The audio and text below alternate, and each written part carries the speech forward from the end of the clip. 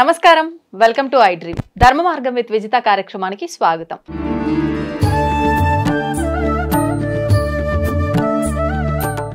నమస్తే అండి. శ్రీమాత్రే నమః. మాట, అసలు ఈ మాట మాట్లాడాలి, ఆ మాట్లాడే వరం రావాలి అంటే కూడా ఎంతో అదృష్టం చేసి ఉండాలి నిజంగా. అంటే ప్రస్తుతం మాటలు లేక ఇబ్బంది పడే వాళ్ళు కూడా ఎంతోమంది ఉన్నారు. వాళ్ళు ఇబ్బంది పడతారు, వాళ్ళ అంటే పక్కనున్న వాళ్ళు కూడా వాళ్ళకు కన్వే చేయలేక ఏదో రకంగా అయితే ఇబ్బందులు అనేది చూస్తూనే ఉంటాం. అంటే మాటకు పవర్ ఉందా? వాళ్ళు అలా మాట్లాడలేకపోవడానికి కారణం దీనివల్లేనా? అంటే దానికి సంబంధించిన దోషం ఏదైనా చేస్తే అలా జరుగుతుందా? మామూలుగా మనం అదే కాదు, మాట్లాడేటప్పుడు చాలా జాగ్రత్తగా మాట్లాడాలి. ఏదైనా మనం మాట్లాడినప్పుడు అది మనకు కరెక్టే అనిపించవచ్చు, దానివల్ల ఎదుటివారు నొచ్చుకుంటారు. అంటే పెద్దవాళ్ళు సామెతలు కూడా చాలా చాలా చెప్తారు మనకు వాడుక భాషలో. మాట తూట లాంటిది అని కూడా అంటుంటాము. అంటే అంత ప్రమాదకరమైంది అని చెప్పి అర్థము. నిజంగా ఈ మాట మాట్లాడుతున్నా అంటే, ఇప్పుడు నేను ఒక మాట మాట్లాడుతున్నా, ఆధ్యాత్మికంగా మాట్లాడుతున్నా అని అంటే అది నాకు భగవంతుడు ఇచ్చిన ఒక అవకాశంగా నేను భావిస్తాను, ఒక వరంలా. ఇప్పుడు నేను ఒక ర్యాష్గా మాట్లాడినా, మీ తప్పేమీ లేదు, నేను ర్యాష్గా మాట్లాడినానంటే అది నిజంగా నా యొక్క తప్పు, నేను చేస్తున్న తప్పు అది. అంటే ఎందుకు ఇలా మాట్లాడతాము? ఆ ప్రభావం అనేది దేని నుంచి ఆ ప్రభావం మన పైన పడుతుంది? అంటే ఇప్పుడు నేను పుట్టిన నక్షత్రం అంటారు, జాతకం అంటారు, లేకపోతే గ్రహాలు అంటారు, వ్యక్తిగతంగా నా పర్సనల్ దాన్ని తీసుకొని ఇలా మాట్లాడతానా నేను, లేకపోతే పరిస్థితులను బట్టి మాట్లాడతానా, లేదంటే బ్రహ్మ రాసేస్తాడు అంటారు కదా, అలా నాకు ముందే డిసైడ్ చేయబడి ఉందా నేను ఇలా బిహేవ్ చేయాలి, ఇలా మాట్లాడాలి అని చెప్పి? నాకైతే దీని గురించి చాలా డౌట్స్ ఉన్నాయండి. వెయిట్ చేస్తున్నా మీరు ఏం చెప్తారా అని. తప్పకుండా, ఎందుకంటే దీని మీద మనం ఎంత చెప్పుకున్నా కూడా సరిపోనంత ఉన్నది. అసలు బ్రహ్మగారు సృష్టి చేసినటువంటి తర్వాత ముందు మనం అక్కడి నుంచి రావాలి. బ్రహ్మగారు సృష్టి చేసిన తర్వాత చాలా కాలం పాటు అంతా మూగసైగలే మిగిలే. అప్పటికి ఇంకా వాక్కు రాలేదు ఎవరికి కూడా, ఎవరికి వాక్కు రాలేదు. దేవతల సైతం, ఆయన సృష్టించినటువంటి ప్రజాపతుల సైతం అందరూ మూగ సైగలు చేసుకోవడమే, దేవతలు కూడా, దేవతలతో సహా. ఇటువంటి సందర్భంలో బ్రహ్మగారికే ఒక సందర్భంలో అనిపించిందిట, అయ్యో ఈ వాళ్ళు అనుకునేటటువంటి యొక్క భావాన్ని ఎదుటి వారికి అందించలేకపోతున్నారు కదా, వీళ్ళకి ఏదైనా ఒక ప్రత్యేకతని ఏర్పాటు చేయాలి, చేస్తేనే కానీ ఈ జన్మ, ఈ శరీరం, ఈ బొమ్మ పరిపూర్ణం అవ్వదు అని ఆయన ఆలోచించి ఒక పెద్ద ఉపాసన చేశారట. పరమశివుడి గురించి ఉపాసన చేశారట. పరమశివుడి యొక్క తేజస్సు నుంచి ఆవిర్భవించినటువంటి యొక్క స్వరూపానికే శారదా అనేటటువంటి పేరు వచ్చింది. శారద అన్న శబ్దానికి అర్థం తెల్లనైనటువంటిది అని అర్థం. దానికే మనం ఆశక్తికే సరస్వతి అనేటటువంటి పేరు పెడతాం, ఆశక్తికే మనం అనేకమైనటువంటి పేర్లు పెడతాం. అమ్మవారు వాగ్దేవి అంటాం, ఒక్కొక్క రూపంలో వీణాధరి, ఇంకా రకరకాలైనటువంటి పేర్లు పెడతాం. వెంటనే బ్రహ్మగారు ఆ శక్తిని తపస్సు ద్వారా పరమశివుడి యొక్క తేజస్సు నుంచి పుట్టించారు. అందుకే పరమశివుడు తెల్లగా ఉంటారు, సరస్వతీదేవి తెల్లగా ఉంటుంది, విష్ణుమూర్తి నల్లగా ఉంటాడు, పార్వతీదేవి నల్లగా ఉంటుంది, బ్రహ్మగారు ఎర్రగా ఉంటారు, లక్ష్మీదేవి ఎర్రగా ఉంటారు. వీళ్ళందరికీ అదొక ప్రత్యేకమైనటువంటి సమన్వయం. అందులో ఇక్కడ బ్రహ్మగారు ఎవరి కోసం తపస్సు చేశారు? అసలు వీళ్ళందరికీ మాట్లాడగలిగేటటువంటి శక్తి ఇవ్వాలి అని తపస్సు చేశాడు ఆయన. అది మహావిష్ణువు గురించి తపస్సు చేస్తే, నేను స్థితి చూడగలవాడినే కానీ వాక్కు చూడగలవాడిని కాదు, వాక్ అంతా కూడా ఆయన నాకంటే పై ఆయన దగ్గర ఉంది, ఆయన కోసం తపస్సు చేయమంటే ఈయన ఆయన కోసం తపస్సు చేస్తే, ఆయన ఇది కేవలం నా శక్తి సరిపోదు, మించినటువంటి శక్తి ఏదైనా కావాలి అని ఆయన తన యొక్క సమగ్రమైనటువంటి శక్తినంతా తీసుకొని ఒక స్త్రీ రూపంలో నిక్షిప్తం చేస్తే, ఆ నిక్షిప్తమైనటువంటి శక్తికి శారద, సరస్వతి, వాగ్దేవి అనేటటువంటి పేర్లు వచ్చాయి. వెంటనే ఆవిడని ఎవరికి ఇవ్వాలి, ఎక్కడ పెట్టాలి? ఆవిడ అందాల రాశి, ఆవిడ అందాల కన్య, ఎవరికి ఇవ్వాలంటే వెంటనే పరమశివుడు తీసుకొచ్చి బ్రహ్మగారికి అనుగ్రహించాట. ఎందువలన అంటే, నువ్వు సృష్టి చేసేటప్పుడే వాక్కునివ్వాలయ్యా, లేదంటే సృష్టికే అర్థం లేదు. ఎందుకంటే నువ్వు మోగసైగలు చేసుకుంటే, ఇందాక మీరు అడిగారు ప్రశ్న, ఏమండి ఏమీ మాట్లాడకపోతే ఇంకా మనకి ఇక్కడ ఏమున్నది మనం మాట్లాడుకోవడానికి? ఉదాహరణకి ఇప్పుడు ఇవన్నీ ఇంత ఏర్పాటు చేసినా కూడా ఇదంతా వాక్కు మీద ఆధారపడినటువంటిదే. ప్రపంచమంతా కూడా వాక్కు మీద ఆధారపడింది. అందుకని అన్నారు జిహ్వాగ్రే వర్తతే లక్ష్మీ. మన వాక్కు బాగుందనుకోండి మనకి ఆదాయం కూడా బాగుంటుంది. జిహ్వాగ్రే మిత్ర బాంధవాహ అన్నారు. ఆ జిహ్వ యందు మాత్రమే మనకి ఎవరు ఫ్రెండ్స్ అవుతారు, ఎవరు బంధువులు అయిపోతారు, మన మాటకే అందరూ వశులైపోతారు. జిహ్వాగ్రే బంధనం ప్రాప్తి అన్నారు. మీరు ఒక తప్పు మాట మాట్లాడారనుకోండి వెంటనే జైలుకి వెళ్ళిపోతారండి. ఇక్కడ కూర్చున్న వాళ్ళమే ఒక్క తప్పు మాట మాట్లాడండి అయిపోయింది. జిహ్వాగ్రే బంధనం ప్రాప్తి, జిహ్వాగ్రే మరణం ధ్రువం. అంతే కదండి. ఒక్క మాట ద్వారానే బంధువులు వచ్చేస్తారు, ఒక్క మాట ద్వారానే బంధనం కూడా వచ్చేస్తుంది. అంతే, మనం అరెస్ట్ అయిపోతాం, మనకి ఉరిశిక్షల్లాగా వెళ్ళిపోతాం. ఎందుకు వెళ్ళిపోతాం? ఒక చెయ్యకూడనటువంటి పనిని, ఒక నిందించకూడనటువంటి స్థాయిలో ఉన్న వ్యక్తిని మనం ఏదైనా తులనడామనుకోండి, మనం 2 నిమిషాలు అరెస్ట్ అవ్వడానికి అంత శక్తి ఉన్నది వాక్కుకి. అందువల్ల ఆ వాక్కుని పరమాత్మ సరస్వతి రూపంలో తీసుకొచ్చి బ్రహ్మగారికి అందజేస్తే పరమశివుడు ఆ బ్రహ్మగారు సృష్టి రూపంలో అందరికీ ఇచ్చాట. ఇస్తే ఇందాక మీరు అన్నారు ఈ ఏదైతే మాట ఉన్నదో అది మామూలుగా గ్రహముల వలన ఇట్లా అని చెప్పని, ఇది గ్రహముల వలన కూడా కొంతవరకు ప్రభావం ఉన్నప్పటికీ కూడాను మనకి 3 గుణాలు చెప్తారు సహజంగా, సత్వగుణం, రజోగుణం, తమోగుణం అని. ఈ 3 గుణాలకి సంబంధించే మన మాట ఉంటుందండి. ఉదాహరణకి ఒకళ్ళు మాట్లాడుతుంటే ఎంతో మృదువుగా ఉంటుంది, ఆ మృదుత్వాన్ని సత్వగుణం అంటాం మనం. కొంచెం గంభీరంగా ఉంటుంది ఒకళ్ళు మాట్లాడితే, దాన్ని రజోగుణం అంటాం. అసలు ఒక్కొక్కళ్ళు మాట్లాడుతుంటే మనం వినలేం, దాన్ని తమోగుణం అంటాం. అందువలన ఈ కోపము ఇవన్నీ, మన ఆనందము, మన కోపము, మన ప్రేమ అన్నీ ప్రకటించగలిగేది ఒక్క వాక్ రూపంలోనే. ఒక్క వాక్కుని మీరు ఆపండి, ప్రపంచమంతా ఆగిపోతుంది. కాదా అండి? ఉదాహరణకి ఒక సినిమా మీరు చూడాలనుకున్నారనుకోండి, మీరు ఒక్కసారి ఆడియో ఆపేసి సినిమా చూడండి, మీకు అసలు ఏమీ అర్థం కాదు. ఎంతసేపు చూస్తారు? అది ఓ 10 నిమిషాలు చూడంగానే లేచి వెళ్ళిపోతారు. అలాగే ఇప్పుడు మనం చేస్తున్నటువంటి ఈ పనిని కూడా మనం నోరు అనేటటువంటి పదార్థం, వాక్కు అనేటటువంటి ఈ పదార్థం లేకపోతే దీనికి విలువ ఏమున్నది? అందువల్ల వాక్కు అనేటటువంటిది ఒక చోట కాదు, ఒకసారి కాదు, ఒక సందర్భం కాదు, అన్ని చోట్ల. ఆఖరికి తల్లి తన యొక్క పిల్లల మీద ప్రేమ చూపించాలన్నా నాన్న ఇట్రారా అంటే అవుతుంది కానీ అంటే అందుకని వాక్కుకి అంత గొప్పతనం ఇచ్చి, వాక్కు లేకపోతే కాదని ఆ పంచమి రోజున శ్రీ పంచమి అని మనం మొన్ననే జరుపుకున్నాం. అటువంటి శ్రీ పంచమి రోజున అమ్మవారిని ఆవిర్భవింపచేసి ఆవిడకి వాగ్దేవి అనేటటువంటి పేరు ఇచ్చి, ఈవిడ వాక్కులన్నిటికీ అధిష్టాన దేవత. అదేనండి సరస్వతి అనుగ్రహం అంటే. సరస్వతి అనుగ్రహం ఉంటేనే వాక్కు. సరస్వతి అనుగ్రహం లేదనుకోండి, మీరన్నట్టు ఈ 2 మాటలు మాట్లాడే అవకాశం కూడా ఎంతమందికి ఉందండి. అందుకని అంత సరస్వతి అనుగ్రహం. ఇప్పుడు అలా మాటలు రాకుండా ఉన్న వారి పరిస్థితి ఏంటి? వాళ్ళకి ఎందుకు అలా జరిగిందంటారు? అది అంటే వాళ్ళు చేసుకున్న కర్మనా, లేకపోతే ఎలా చేసుకోవచ్చు? ఆ కర్మ యొక్క అనుసారంతో మాత్రమే మనకి మన యొక్క శరీర విషయములు కానివ్వండి, మనకి చదువు, డబ్బు, ఇవన్నీ కూడా కర్మ ద్వారానే వస్తాయండి.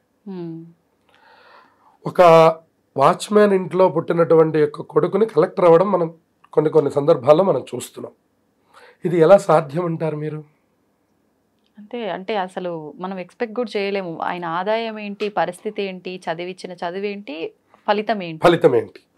అందువలన ఇవన్నీ కూడా ఖచ్చితంగా పూర్వజన్మార్జితమైనటువంటి పుణ్య పాపములు. అంటే మనం ఎంత ప్రయత్నించినా, ఏం చేసినా ఫైనల్ గా ఏది ప్రయత్నించడం అనేటటువంటిది మనం పరీక్ష రాయడం లాంటిది. ఫస్ట్ ఎవరికో వస్తుంది కదా అని చెప్పని మనం పరీక్ష రాయడం ఆపేయడం లాంటిది అన్నమాట. ఇప్పుడు మనం అనుకున్నటువంటి పరీక్ష అందరూ రాయాలి, కానీ ఫస్ట్ ఒకళ్ళకే కదా నిర్ణయం. అంతేగాని ఆయన ఫస్ట్ ఎవరికో ఒకళ్ళకి వస్తుంది కదా, నేనెందుకు రాయడం, నాకెందుకు శ్రమ అనడం ఎట్లాంటిదో, మనం ప్రయత్నం చేయకపోవడం కూడా అట్లాంటిదే. ఖచ్చితంగా భగవత్ ప్రార్థన చేయాలి. మనకు అవకాశం ఉంది కదా, ఉమ్, అందులో మనం నెగ్గవచ్చు, నెగ్గలేకపోవచ్చు.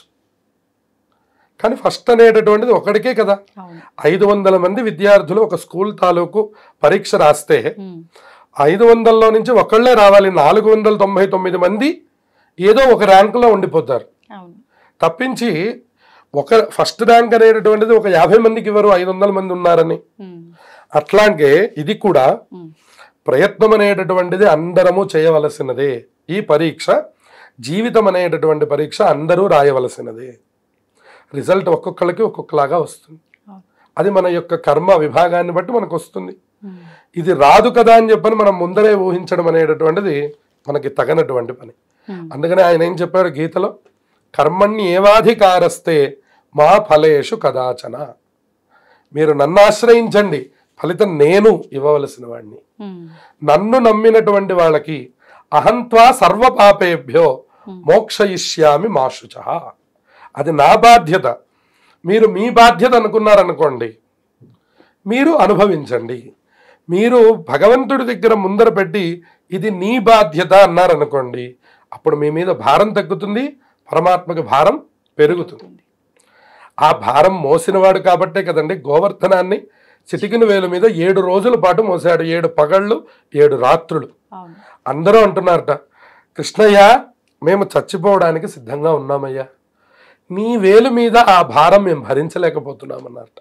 అందుకుట నందవ్రజ వాసులు అంటే శ్రీకృష్ణ పరమాత్మకు అంత ఇష్టం.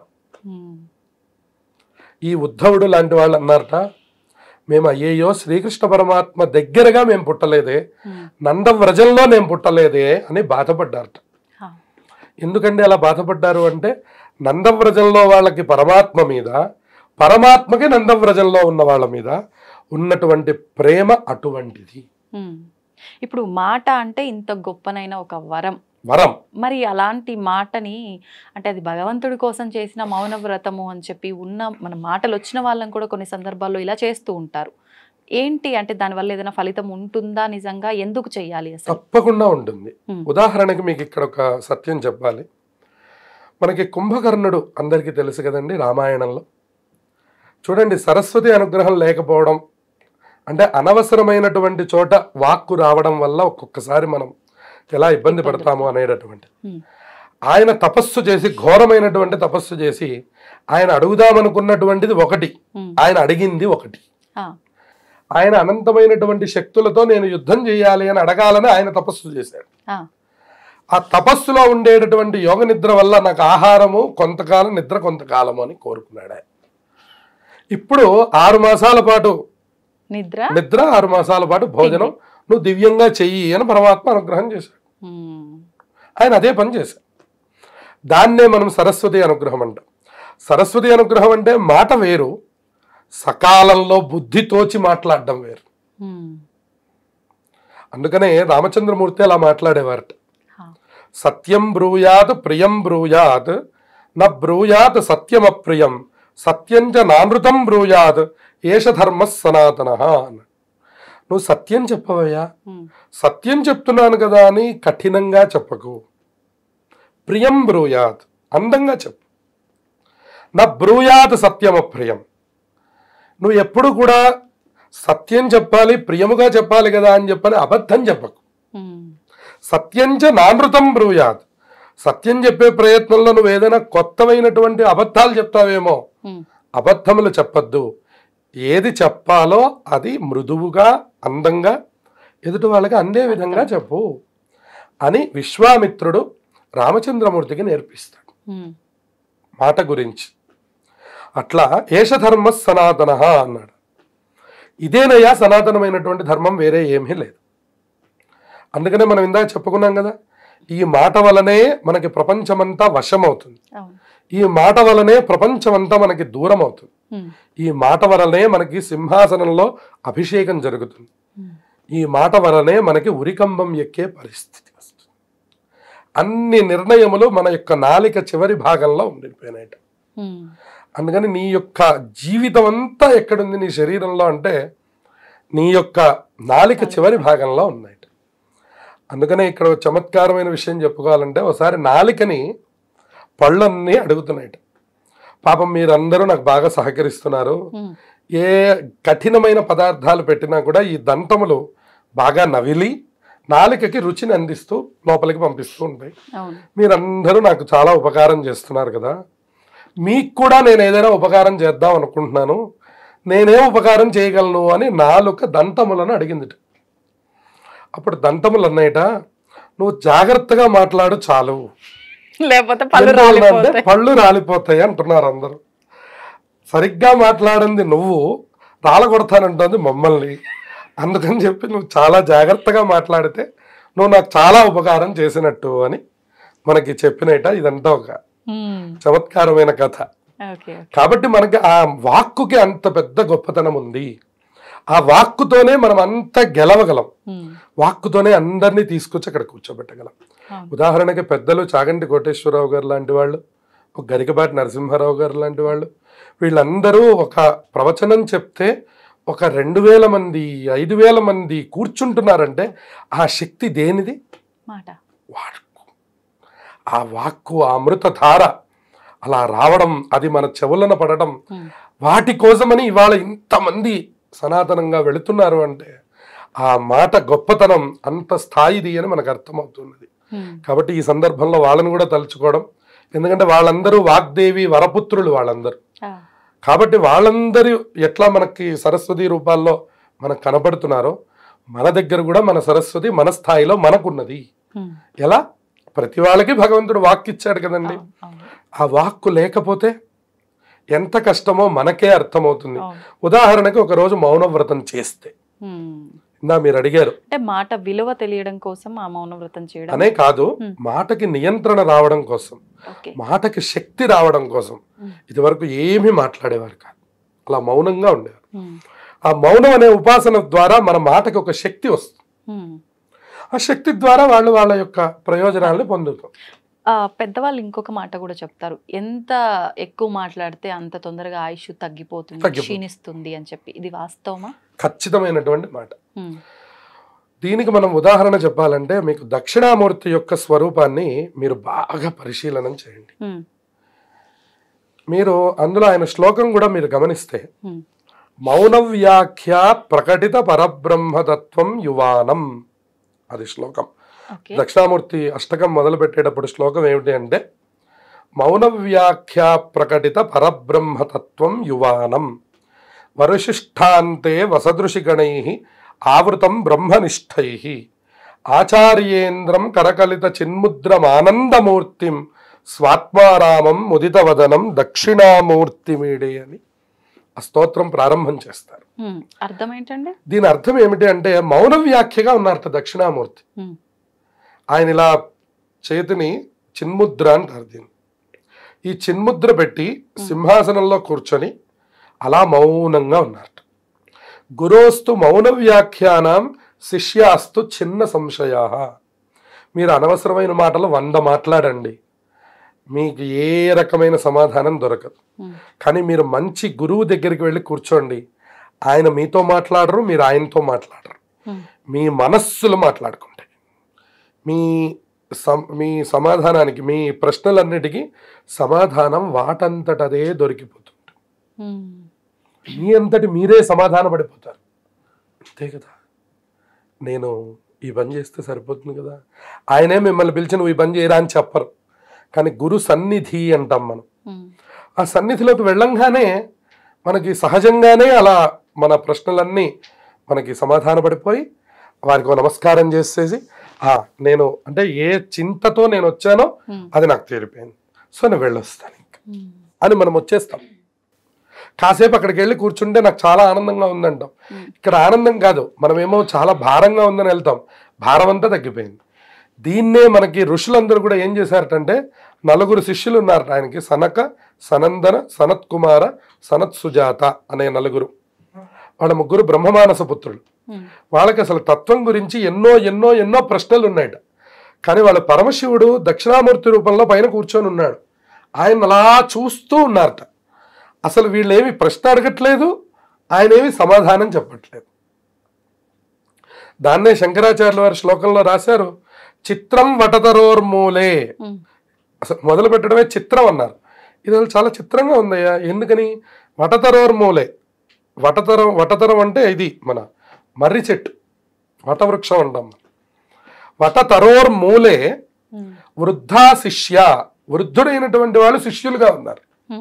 గురుర్ యువ, గురువు గారు యువకుడు. అంటే వయసుతో సంబంధం లేదు, జ్ఞానం అంతే కదా. ఇవాళ మీరు పురోహితుల్ని చూస్తే మేము వెళ్ళే ఇళ్ళు పెద్దవి, మేము చిన్నవాళ్ళం అనమాట, అంతే కదా. వృద్ధా శిష్య గురుర్ యువ, గురువు గారు యువకుడు, శిష్యులందరూ వృద్ధులు. గురోస్తు మౌనం వ్యాఖ్యానం, గురువు గారు ఏం చేస్తున్నారు? మౌనంగా కూర్చొని ఉన్నారు. శిష్యాస్తు చిన్న సంశయ, శిష్యులందరికీ వాళ్ళ సంశయాలన్నీ చిన్నమైపోతున్నాయి. ఇది ఎట్లా సాధ్యమండి అంటే ఆ గురుత్వంలో ఉన్నటువంటి గొప్పతనం అది. అందువల్ల మనకు అనేకమైనటువంటి సంశయాలు ఉంటాయి, కానీ ఆ మౌనం ఎన్నిటికో సమాధానం అన్నమాట. మౌనం అనేటటువంటిది ఒక ఉపాసన. మౌనం వల్ల మనం నిజమైనటువంటి మనం యోగాని, సహజ యోగాని, వాళ్ళ మనం చాలా రకాల యోగాలు, మెడిటేషన్లు చేస్తున్నాం. ఈక్వల్ టు మెడిటేషన్ మౌనవ్రతం, అంతే కదండి. మెడిటేషన్కి వెళ్ళి మనం పబ్లో లాగా సౌండ్లు పెట్టి డాన్సులు చేస్తామండి. ఒక పీస్ కోసం వెళ్తాం, ఒక ఆనందం కోసం పెడతాం. అసలు అక్కడ పిన్ డ్రాప్ సైలెన్స్, అసలు అక్కడ ఎవ్వరూ మాట్లాడకూడదు. అటువంటి ప్రదేశంలోకి వెళ్ళడాన్నే మనం యోగా అంటున్నాం. దీన్ని యోగం అంది శాస్త్రం. ఏమిటి యోగం? మీరు మౌనంగా ఉండండి. ఉదయం సంధ్యాకాలం 8 గంటల వరకు, 6-7 గంటల వరకు, కనీసం సంధ్యాకాలం అంటాం దాన్ని, 6 గంటల నుంచి 7 గంటల వరకు మౌనంగా ఉండండి. అప్పుడు పిల్లల్ని తిట్టడం, అప్పుడు మనం ఏదో ఒకళ్ళనొకళ్ళు తిట్టుకోవడం లాంటి పనులు అప్పుడు చేయకండి. ఎందుకంటే అది సంధ్యాకాలం, అది ఉగ్రమైనటువంటి కాలం. అక్కడ తథాస్తు దేవతలు ఉంటారు, వాళ్ళు అనుగ్రహం చేస్తారు. వాడు అంటే ఇది నేనే అడగాలనుకున్నా యాక్చువల్గా. చాలామంది కొన్ని మాటలు అంటే ఏదైనా ఎదుటి వారిని అన్నప్పుడు అది నిజంగా జరుగుతోంది అని చెప్పి గట్టిగా నమ్ముతుంటారు. అరే వీడు ఎదురొచ్చినా సరే, వీడు నోటితో ఏదైనా అన్నా సరే నాకు అది అట్నే జరిగిపోతుంది అని చెప్పి సెంటిమెంట్గా ఫీల్ అవుతారు. అంటే అక్కడ తన మాటకున్న పవర్ అనుకోవాలా, లేదంటే అన్న సమయాన్ని బట్టి ఆ సమయానికి ఉన్న పవర్ అనుకోవాలా? అక్కడ రెండు కూడా కుదురుతాయి. ఇప్పుడు మనకి కేవలం మనం అనుకున్నటువంటి మాటే కాదు, అన్న సమయం కూడా ముఖ్యం. అందుకనే మీరు గమనించండి, మళ్ళీ మనం రామాయణం తీసుకుంటే కైకా అమ్మవారికి దశరథ మహారాజు గారు వరం ఇచ్చాడు. ఆయన చేస్తాను అని చెప్పని అన్నారు. ఆవిడ ఎప్పుడు అడిగిందంటే సందర్భం చూసి అడిగారు, కానీ ఆవిడ దానికంటే ముందర అడగలేదు. ఆవిడ రాముల వారిని సింహాసనంలో చెయ్యొద్దని ఆవిడ ఎప్పుడు అడిగారు? రేపు అభిషేకం ఉందనంగా ఇవాళ అడిగితే ఆ పాచిక పారింది. కానీ మీరు ఒక వారం రోజుల ముందర కనుక కైకమ్మ వారు కనుక ఈ అప్లికేషన్ కనుక పెడితే ఇది అసలు సాగేదా? లేదు. ఎందుకంటే పురప్రజలే ముందర ఎదురు తిరిగి అవసరమైతే ఆవిడ మీద కూడా దాడికి వెళ్ళేవారేమో. అంటే ఎక్కువ సమయం ఉంది కాబట్టి ఏ క్షణం ఏదైనా జరగవచ్చు. కానీ ఆవిడ సందర్భం చూసి అడగడం వల్ల ఆ పాచిక పారింది. రామచంద్రమూర్తి అరణ్యానికి బయలుదేరి వెళ్ళారు. అందుకని మాట ఇవ్వడమే కాదు, మాట అడగడం కూడా ఒక సందర్భం కనుక చూసి మనం అడిగినట్లయితే అక్కడ కలిగేటటువంటి యొక్క ప్రయోజనం అంతా ఇంత కాదు. అందువలన ఈ యొక్క మనుష్యుడికి ఉపాధికి కూడా మాట అనడం, మాట అడగడం రెండూ కూడా ఆయా సందర్భాన్ని బట్టి. అందుకనే మన వాళ్ళు ముహూర్తం అనేటటువంటిది, కొంచెం మంచి సమయాలు ఇవన్నీ ఎందుకు మాట్లాడుకుంటారు అంటే, తప్పకుండా ఇది మాట్లాడుకోవాలి అంటే ఒక సందర్భం, ఏదైనా ఒక ప్రవచనం చెప్పాలి అంటే ఒక సందర్భం. అంతేగాని ఉదయం 11 గంటలకు ఎందుకు ప్రవచనం పెట్టరు? అయ్యా మేము టిఫిన్ చేసి చాలా ఖాళీగా ఉంటామండి, మాకు టిఫిన్ అయిపోయిందంటే మళ్ళీ లంచ్ వరకు పనే ఉండదు, కొంచెం ఆ టైంలో చెప్తారా ప్రవచనం అంటే ఆ టైంలో చెప్పాం. ఏ టైంలో చెప్పాలి? ఆ టైంలోనే చెప్తాం. ఉదయం 9 గంటల నుంచి 12 గంటల వరకు చెప్తాం, సాయంత్రం 6 గంటల నుంచి 8 గంటల వరకు చెప్తాం. మనకి ఖాళీగా ఉంది కదా అని చెప్పని మరి రాత్రి 11:30కి నేను ఖాళీ అండి, నాకు కొంచెం ఆ సమయంలో చెప్పండి అంటే ఆ సమయంలో నియమం. వాక్కుని కూడా నియమమైనటువంటి కాలంలో ఉంచుకోవాలి. ఇప్పుడు చూడండి, మీరు బాగా పెద్దవాళ్ళు అని ఎప్పుడు అనిపించుకుంటారంటే ఎవరికి మాట నియంత్రణ ఉంటుందో వాళ్ళు పెద్దవాళ్ళు అనిపించుకుంటారు. వాస్తవం. అన్న మాట మీద నిలబడడం, ఏది పడితే అది మాట్లాడకపోవడం, ఒక సందర్భం దాడితే వాళ్ళు మాట్లాడకపోవడం. అంతే. అంటే మన విలువ పెరగాలన్నా తగ్గాలన్నా ఒక మాట చాలు. మాటతో మాత్రమే అన్నీ సాధ్యమవుతాయి. మాటతో మాత్రమే మనం ప్రపంచాన్ని వశం చేసుకోగలం. మాటతో మాత్రమే ప్రపంచానికి మనం ఉన్నతమైనటువంటి స్థానంలో ఉండగలం. మాటతో మాత్రమే మనం ఉన్నతమైన స్థితికి కూడా వెళ్ళగలం. మాట కూడా భగవంతుడి తాలూకు మాట మాట్లాడినప్పుడు మన యొక్క నోరు, మన యొక్క వాక్కు, మన యొక్క శరీరం, ఆ శబ్ద ధ్వని ఎక్కడి వరకు వచ్చిందో అదంతా కూడా పవిత్రం అవుతుంది. అందుకనే భగవంతుడి యొక్క మాటలు మాట్లాడమన్నారు. దీన్ని వాగ్రూపమైనటువంటి సేవ అంటారు. అదే కదా పెద్దలు చెప్తున్నారు.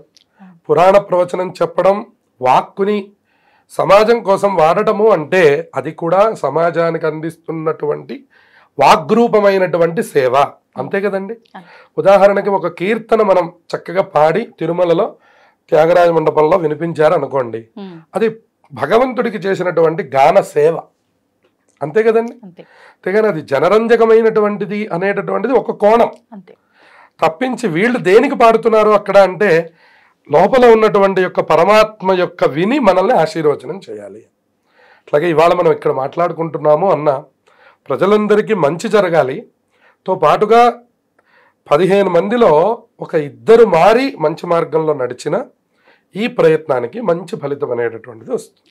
అందుకని వాక్కుని నియంత్రించుకోవడం, ఏ కాలంలో నియంత్రించుకోవాలి, ఏ కాలంలో ప్రయోగించాలి, అన్ని వేళలా మౌనం మంచిది కాదు, అన్ని వేళలా మాట్లాడటము మంచిది కాదు. దాన్ని బుద్ధి ఎరిగి చక్కగా మన పురాణాలు, మన యొక్క ఇతిహాసాలు ఏం చెప్తున్నాయి, భారతం ఎంత గొప్పగా చెప్పిందండి. అందువల్ల ఈ ఎపిసోడ్ మనకి సరిపోదు. అందువల్ల ఇవన్నీ కూడా మనం ప్రత్యక్షంగా మన అనుభవంలో మనం పరిశీలించుకొని ఎవరికి వాళ్ళు నడవగలిగితే వాక్కుతోనే మనం సమస్త విజయాల్ని సాధించగలం.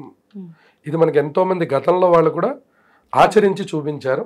మన కళ్ళ ఎదురకుండా ఎంతోమంది వాక్కుతో ఇవాళ మన ఇళ్లల్లో స్థిరంగా తిష్ట వేసుకున్నటువంటి ఒక ఎస్పి బాలసుబ్రహ్మణ్యం గారు కానివ్వండి, ఇట్లా వాళ్ళందరూ వాళ్ళ గొంతులతో, వాళ్ళ వాక్కులతోనే కదండి మనలో ఉండిపోయారు ఎప్పటికీ. అట్లా ఒక ఘంటసాల గారు, వాళ్ళ జీవనం 40 సంవత్సరాలే, కానీ ఇవాళకి మీరు ఘంటసాల గారి పేరు చెప్తే ఒక ఆనందం. ఒక ఎస్పీబి గారు, ఒక చిత్ర గారు, వీళ్ళందరూ ప్రవచనాల్లో మనకి చాగంటి కోటేశ్వరరావు గారు, ఇలా వీళ్ళందరూ, అలాగే ఒక సిరివెన్నెల సీతారామ శాస్త్రి గారు, వాళ్ళు రాస్తున్నటువంటి ఒక్కొక్క మాట ప్రపంచం మీదకి ఒక్కొక్క ఆయుధం లాంటి. ఇవన్నీ కూడా వాక్కుకి సంబంధించినటువంటివి.